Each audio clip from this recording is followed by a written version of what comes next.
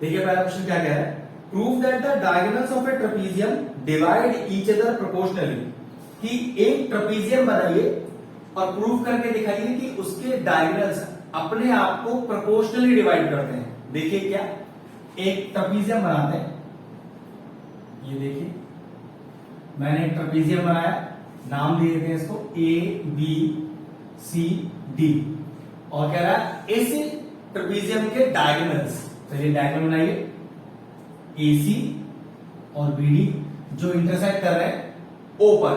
तो गिवन क्या है पहले वो लिखते हैं, गिवन कह रहा है इन ट्रेपीजियम, नाम क्या है ट्रेपीजियम का, ABCD, द डायगोनल्स, देखिए फटाफट से, द डायगोनल्स, कौन कौन है डायगोनल्स, AC एंड BD कहां इंटरसेक्ट कर रहे हैं, O पर, इंटरसेक्ट एट O, ये गिवन हो गया। और ट्रेपीजियम का एक प्रॉपर्टी भी है कि ये जो AD है वो हमेशा BC के पैरेलल होता है, ये ट्रेपीजियम का प्रॉपर्टी है। चाहो तो गिवन में लिख सकते हो, इन विच AD पैरेलल टू BC, ठीक है। ये जरूरी नहीं है लिखना, ये आपको अगर अंडरस्टूड है तो डायरेक्टली बाद में यूज भी कर सकते हैं, ठीक। गिवन हो गया, अब लिखते हैं टू प्रूव। टू प्रूव क्या कह रहा है कि डायगोनल्स प्रोपोर्शनली डिवाइड करते हैं। अब प्रोपोर्शनली डायगोनल डिवाइड करते हैं, इसको कैसे लिखेंगे, AO upon OC is equal to DO upon OB, इसको बोलते हैं प्रोपोर्शनली डिवाइड करना।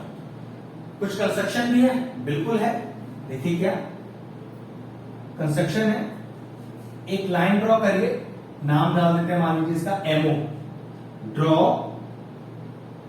MO जो कि पैरेलल होगी AD के और BC के, पैरेलल होगी AD के और BC के, ये हमारा कंस्ट्रक्शन रहा। और इस कंस्ट्रक्शन का फायदा कैसे लूंगा, बस वही देखते हैं। ध्यान क्या रखना है कि हमें इन डायगोनल्स को प्रोपोर्शनली बराबर करना है। तो देखिए सबसे पहले ट्रायंगल लेते हैं ABC, ध्यान से देखिएगा, ट्रायंगल ABC जिसमें MO BC के पैरेलल है। चलिए देखिए ना, प्रूफ लिखते हैं इसका, प्रूफ।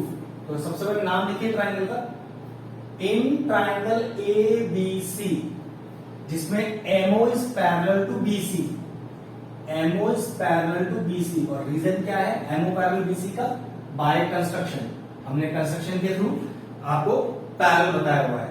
अब जरा ध्यान से देखने वाला बात है, ट्रायंगल ABC पे नजर डालिए, इसको भूल जाइए।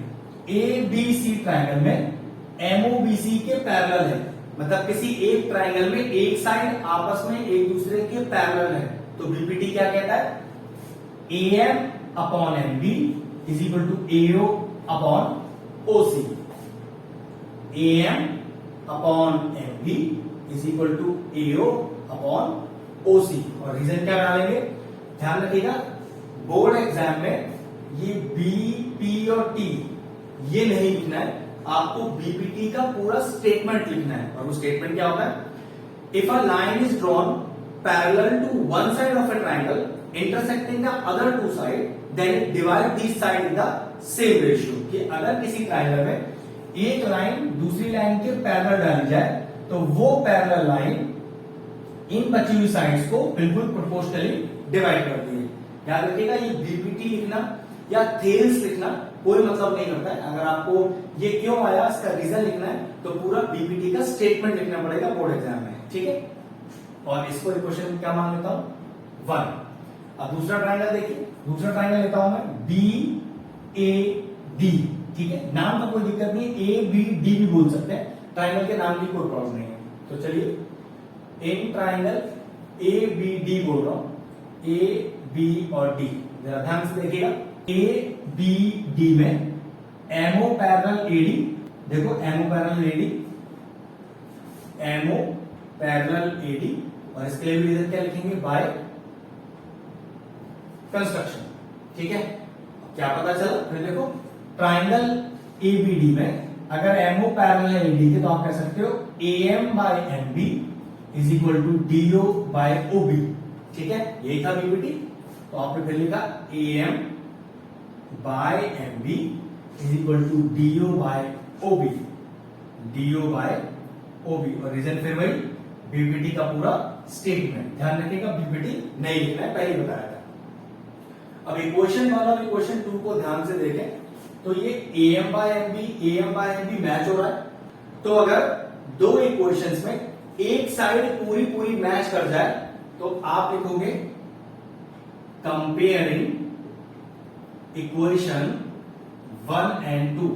और कंपेयरिंग करने का फायदा ये होता है कि ये जो दोनों मैच हुआ है ये तो हो जाएगा गायब, और जो अनमैच्ड फ्रैक्शंस हैं वो आपस में आ जाएंगे बराबर। इसी को कंपेयरिंग करना बोलते हैं। ये हो गया AO by OC is equal to DO by OB. और चेक कर लीजिए ये हमें प्रूफ करना था, हो गया प्रूफ। तो इस तरह से क्वेश्चन में बीपीटी का यूज करके हम अपने रिक्वायर्ड आंसर को ला सकते हैं। क्वेश्चन फिनिश हुआ।